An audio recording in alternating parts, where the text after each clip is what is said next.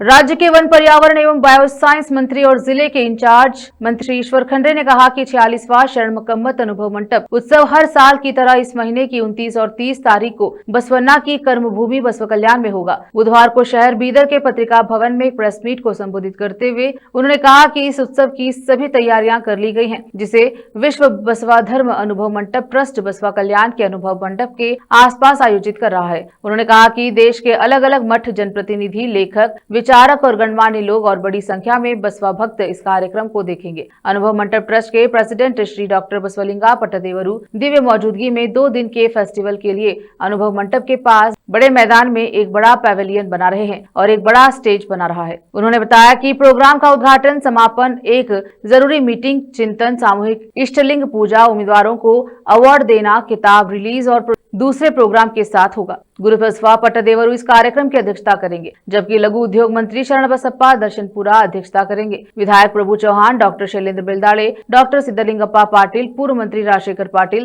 तेलंगाना के पूर्व सांसद सुरेश शेटकार, विधान परिषद सदस्य MG। उन्होंने कहा कि कोडे तिप्पण्णा कामकनूर, डॉक्टर चंद्रशेखर पाटिल, पूर्व legislative councillor member Vijay Singh, पूर्व MLC प्रकाश Khandre, Mallikarjun खूबा, fisheries corporation president माला नारायण राव, जाने माने लोग गुरुनाथ कोल्लूर, S दिवाकर, बाबू वाली और दूसरे लोग इसमें हिस्सा ले रहे हैं। अनुभव मंडप ट्रस्ट के प्रेसिडेंट श्रद्धेय डॉक्टर बसवलिंगा पट्टदेवरू ने कहा कि शरण कम्मत अनुभव मंडप उत्सव हर साल बहुत बढ़ रहा है और भविष्य में यह एक नेशनल लेवल का इवेंट बनेगा। रोजाना सामूहिक योगाभ्यास, सामूहिक धर्म ग्रंथों का पाठ, पर्यावरण जागरूकता के लिए साइकिल रैली जैसे कई प्रोग्राम होंगे। प्रसाद के लिए हुमनाबाद से 50,000 मूंगफली पहले ही आ चुकी है। उन्होंने कहा कि मूंगफली की चटनी वगैरह भी आ चुकी है।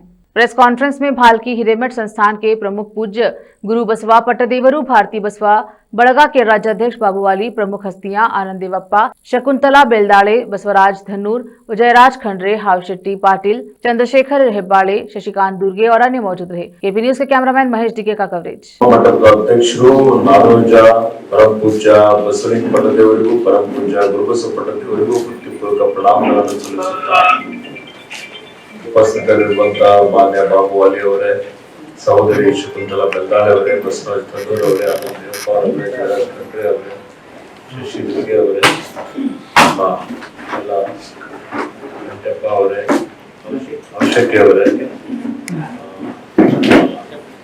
ಅವರಿದ್ದಾರೆ, ಉಪಸ್ಥಿತರಿರುವಂತ ಎಲ್ಲರಿಗೂ ಮತ್ತೊಮ್ಮೆ ನನ್ನ ಶರಣಾರ್ಥಿಗಳು.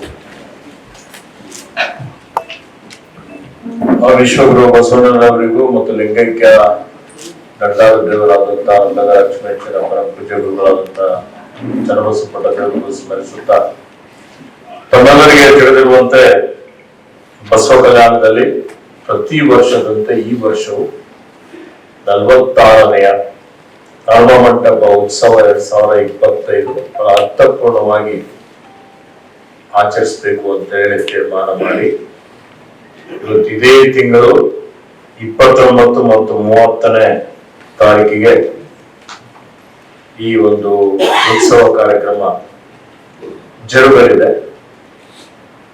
ಬಂಧುಗಳೇ, ಇಡೀ ಪ್ರಜಾಪ್ರಭುತ್ವದ ಪರಿಕಲ್ಪನೆ ತಂದುಕೊಟ್ಟಂಥದ್ದು ಸಮಾಜ ನಿರ್ಮಾಣ ಮಾಡಬೇಕು ಅನ್ನುವಂತ ಏನೋ ಒಂದು ಗುರಿ ಇತ್ತು. ಜಾತಿ ರಹಿತ ಸಮಾಜ ನಿರ್ಮಾಣ ಮಾಡಬೇಕು ಅನ್ನುವಂತ ಏನೋ ಬಸವಣ್ಣನವರ ಸಂಕಲ್ಪ ಇತ್ತು ಬಸವಾದೀಶ್ವರರು.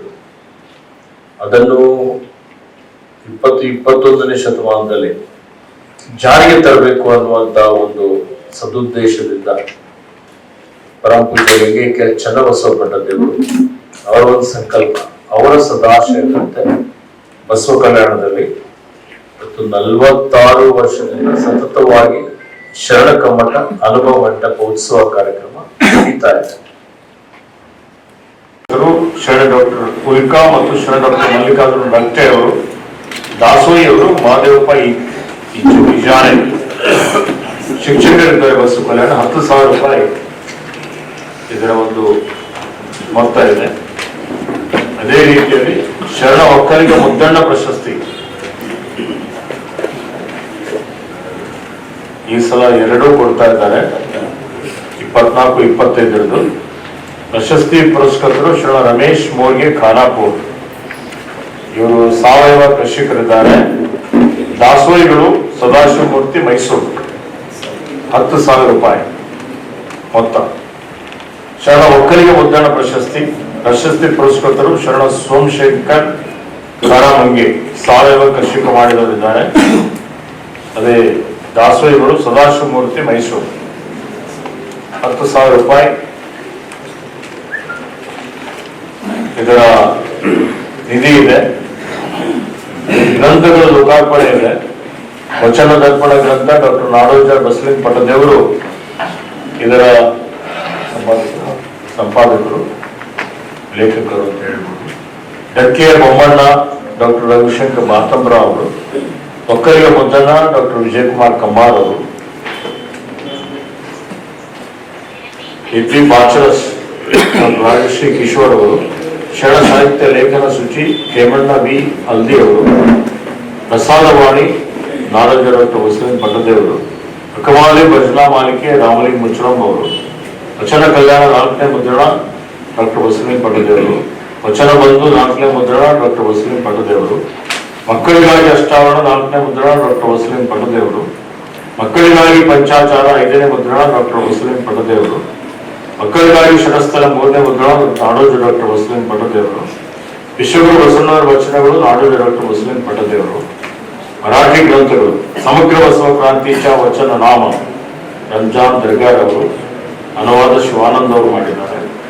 ವಚನ ಮಧುರಿ ಮಾ ಅನುವಾದ ಶಿವಾನಂದರವರು ಮಾಡಿದ್ದಾರೆ. ಶರಣ ಜೀವನ ದರ್ಶನ ಖಂಡ 1 2ನೇ ಆವೃತ್ತಿ ರಾಜು ಜುಗ್ರೆ ಅವರು, ಬಸವಸ್ತೋತ್ರ ತ್ರಿವೇದಿ ಡಾಕ್ಟರ್ ಜಯದೇವಿ ತಾಯಿ ಲಿಗಾಡೆ ಅವರು, ಆತ್ಮ ಬಸವೇಶ್ವರ ಕಾಲಿನ ಮಂಗಳವೇಡ ಡಾಕ್ಟರ್ ಅಶೋಕ್ ಮೇನ್ ಕುದಳೆ ಅವರು, ವಚನ ಜುಂಬರ ಶಿವಾನಂದ ಅವರು, ತೆಲುಗು ಗ್ರಂಥಗಳು ಬಸವಯ್ಯರು ಶಿವಶರಣರ ಚರಿತ್ರಂ ನಾಡೋಜ ಡಾಕ್ಟರ್ ಬಸಲಿಂಗ ಪಟ್ಟದೇವರು, ಅನುವಾದ ಡಾಕ್ಟರ್ ಕೆ ಸುಧಾಕರ್ ರಾವ್ ಮಾಡಿದ್ದಾರೆ. ಇಷ್ಟು ಕನ್ನಡ ಗ್ರಂಥಗಳು ಲೋಕಾರ್ಪಣೆಗೊಳ್ಳಲಿರುವ ಗ್ರಂಥಗಳಿದ್ದಾವೆ.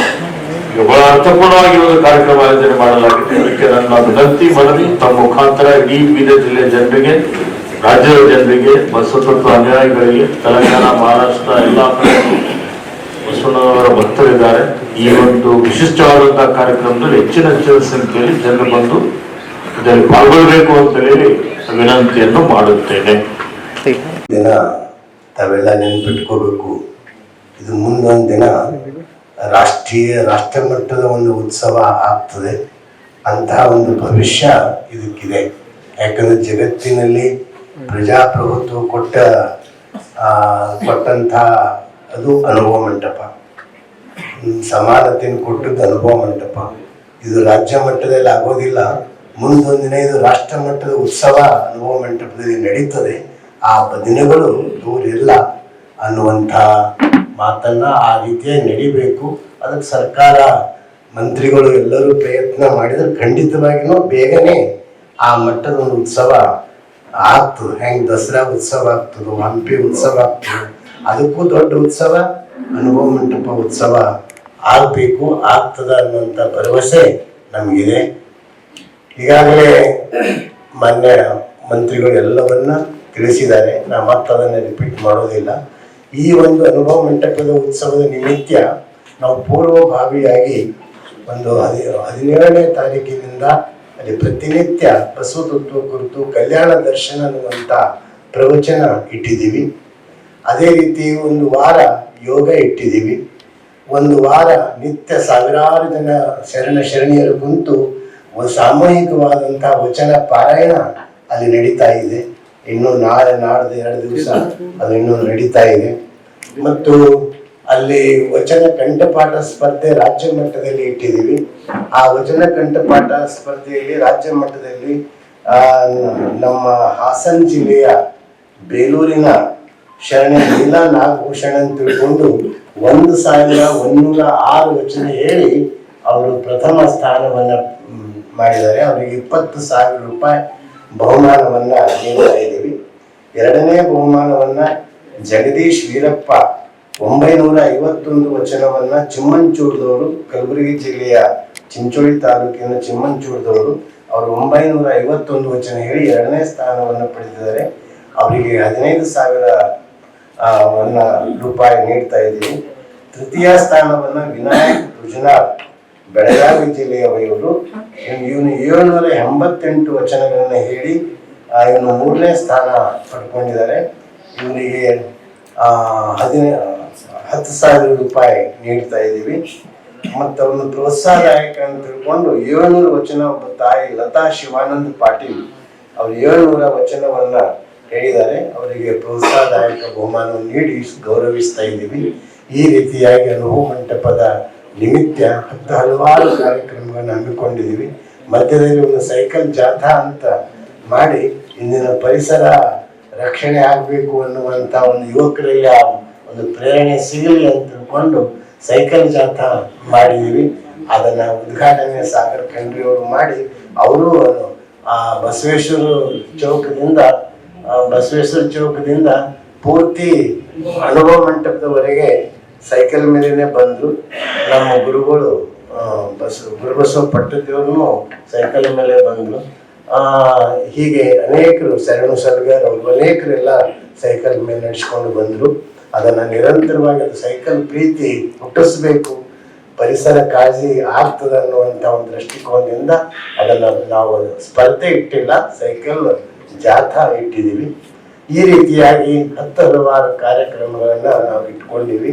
ಅದಕ್ಕೆ ಈ ಅನುಭವ ಮಂಟಪ ಉತ್ಸವ ಇನ್ನು ಹೆಚ್ಚೆಚ್ಚು ವಿಶಾಲವಾಗಿ ಬೆಳೆಯುವಂಥದ್ದು, ಅದು ವಿಸ್ತಾರವಾಗಿ ಬೆಳೆಯುವ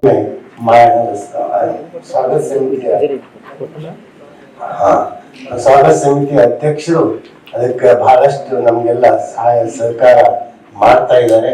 ಅವರ ನೇತೃತ್ವದಲ್ಲಿ ಎಲ್ಲಾ ಕಾರ್ಯಕ್ರಮಗಳು ನಡೀತಾ ಇದ್ದಾವೆ ಅನ್ನುವಂಥ ಮಾತನ್ನು ಈ ಸಂದರ್ಭದಲ್ಲಿ ಹೇಳಿ, ಹುಮ್ನಾಬಾದ್ ತಾಲೂಕಿನವರು ಒಂದು 50,000 ಶೇಂಗಾ ಹೋಳಿಗೆಯನ್ನು ಕೊಟ್ಟಿದ್ದಾರೆ ಪ್ರಸಾದ ಸಲುವಾಗಿ, 2 ದಿವಸದ ಪ್ರಸಾದ ಸಲುವಾಗಿ. ಮತ್ತು ಕೇಳಿಗೆ ಸ್ವಾಮಿಗಳು ಅವರೆಲ್ಲ ಸೇರ್ಕೊಂಡು ಒಂದು 50-60,000 ಹೋಳಿಗೆಯನ್ನ ಈಗಾಗಲೇ ಅನುಭವ ಮಂಟಪದಲ್ಲಿ ಬಂದು ಸ್ಟಾಕ್ ಆಗಿದೆ.